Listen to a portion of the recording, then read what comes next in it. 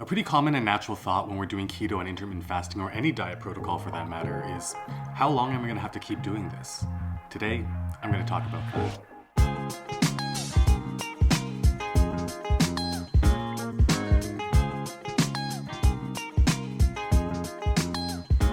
Welcome to Get It Together, and if you're new here, this channel is just me trying to figure out how to get my life together and sharing the tips and lessons I learned along the way. And as you may have gathered from the intro, today's topic is all about how long you have to stick with the program for. If I go back to eating the exact same way I did before my diet, am I just going to lose all of my results? Like most of my videos, this one has 3 distinct sections. Section 1 is clearly understanding the 3 main reasons why people go on a diet. Section 2 is how we're supposed to define what success is when we're doing a diet. And Section 3 is actually answering that question of how long do I have to keep doing this, depending on which of those 3 reasons applies to you. So let's get started with Section 1. Why are you on a diet in the first place? Going on a diet means that you're trying to support some kind of a goal. And most people, they fall into one of 3 categories for goals. Number 1 is a temporary appearance change. This usually applies to people who kind of have a big event like a wedding or maybe a reunion or something like this. The second of the 3 reasons that people will typically go onto a diet is for a permanent appearance change. You want to look good on your own terms and keep looking good on your terms for the rest of your life. And the third bucket, why people typically go onto some kind of diet protocol, is because of doctor's orders. This one applies to me. As you may know by now, I was really surprised after not going to the doctor for over 10 years that I was diagnosed as dangerously pre-diabetic. So with those 3 buckets out of the way, let's move on to Section 2, which is how to define what success means on any kind of diet protocol. Again, we're going to separate these into those 3 general types of buckets. For people who are trying to achieve a temporary appearance change, success is defined super easily. You may say that it's my cousin's wedding in a few months, and I want to lose 3% body fat by then. I want to caution and remind everyone that a weight loss target is the worst kind of target to set,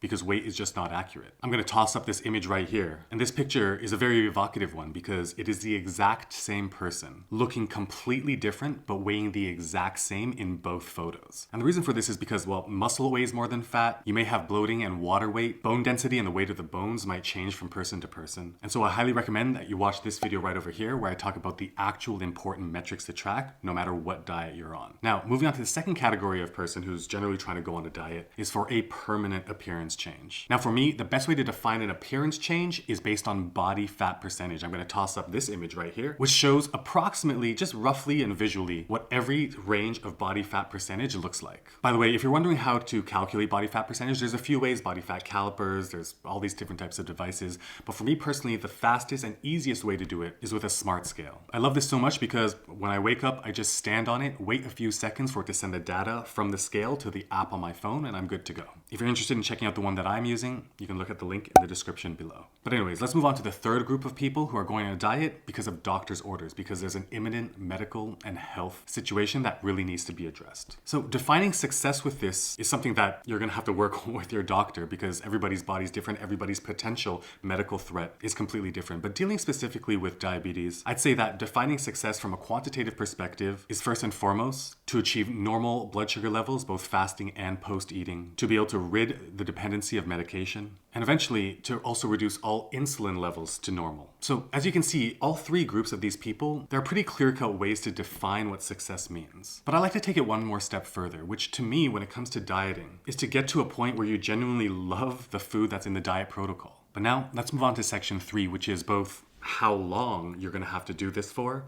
depending on which bucket you sit in, and also what the continuity plan should be once you actually hit these goals, no matter which bucket you're in. The people who are after a temporary appearance change, that's the easiest one to answer. In terms of how long you're going to have to stick with it, simple. Stick with it until the day of that event that you're temporarily trying to change your appearance for. Once that's done, it's up to you. If you've gotten some motivation, keep on staying with the diet protocol to see if you look and feel better on your terms. But if not, just go right back to eating whatever, whenever you want. For that second group of people, those who are trying to achieve a permanent appearance change, this begins with the goal. And again, my recommended goal for permanent appearance change, tossing back that image one more time, is just to identify where you are now in terms of the body fat percentage range and where you want to be, the range of body fat percentage that you aspire to be. Now, in terms of duration, through my research, although it's all anecdotal and everybody's body is different, it is totally realistic to absolutely, when combining keto and IF, drop 10 to even 15% body fat in 1 year, especially if you combine with just a little bit of exercise. So again,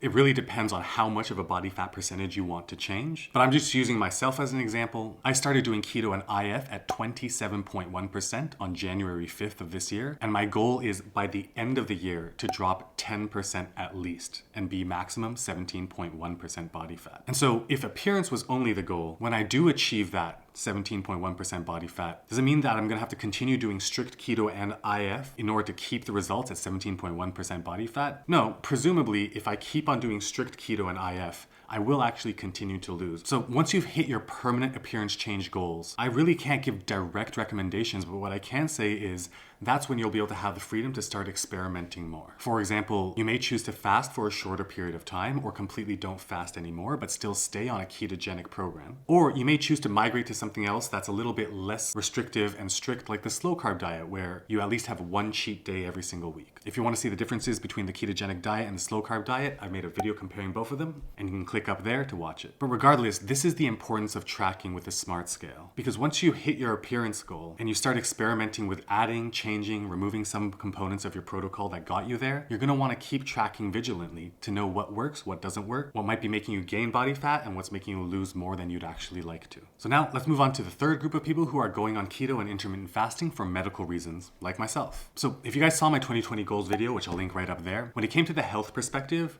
there were 3 targets that I wanted to hit. Number 1, I no longer want to be medically obese, which for a normal human male is defined as 25% body fat or higher. I was able to reach that goal relatively quickly, and today I am at 22.9% body fat. So check, no longer clinically obese. Number 2, because of that scary diagnosis of being dangerously pre-diabetic, I want to return my blood sugar levels to completely normal, both fasting and post-eating. And I was pleasantly surprised to realize that after just 3 weeks of doing strict keto combined with a 20-hour fast and 4-hour eating window every single day, that my blood sugar levels had stabilized to normal levels. By all standards, I have already achieved my goals of not being clinically obese and also having completely normal blood sugar levels. So how long do I have to keep doing keto and IF if I've hit my goals? Well, the answer, especially for type 2 diabetes in its earlier stages and pre-diabetes and insulin resistance, I can't just go right back to eating the way I was before I started keto and IF, because doing that was exactly what got me into that medical trouble in the first place. But does it mean that I have to keep doing this so strictly? To be honest, when it comes to specifically insulin resistance-based conditions, the easy answer is absolutely not. You cannot go back to the SAD or the standard American diet of lots of fast food, sugar, sugary drinks, and all that kind of stuff. For me, the continuity and extension plan should really be striking the perfect balance between being effective at keeping you at completely normal blood sugar and A1C levels, but also being sustainably permanent.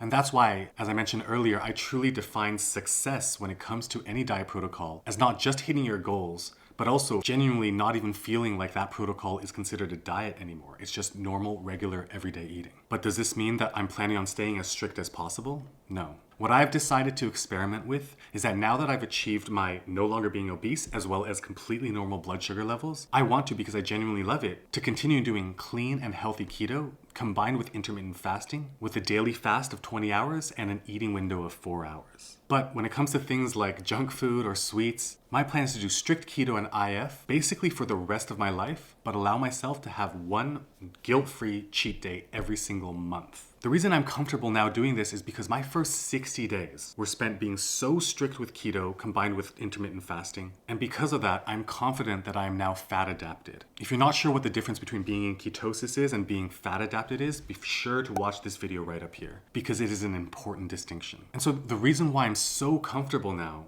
with the idea of having one cheat day every single month is simply because now that I'm fat adapted, even though that cheat day is going to boot me out of ketosis and definitely do some short-term damage, the fact that I'm fat adapted means I'm going to get back into ketosis so much faster after my cheat day. I'm talking like maximum 3 days, and be able to stay confident that my blood sugars are normal and I continue to improve all of my health markers in general. So to loop everything back around, in no uncertain terms whatsoever, my continuity plan is as follows. It took me about 2 months to achieve all of my medical-based goals. And in the process of those 2 months, I realized that I genuinely love the combination of having a ketogenic diet combined with intermittent fasting. So I'm going to keep on doing that. But I'm also going to allow myself to have one cheat day every single month. And to me, at least for now, that is what success looks like. And that is how long I have to keep doing this for. If you're interested in starting keto and intermittent fasting, or if you've already started but you feel kind of demoralized or you're not seeing the results that you really want, be sure to check out my video right over here, which is my beginner's guide for starting keto and IF. If you got value out of this video, be sure to hit like and subscribe. And if you have any questions or want to debate anything, hit up the comments below, and I'll see you guys in the next one.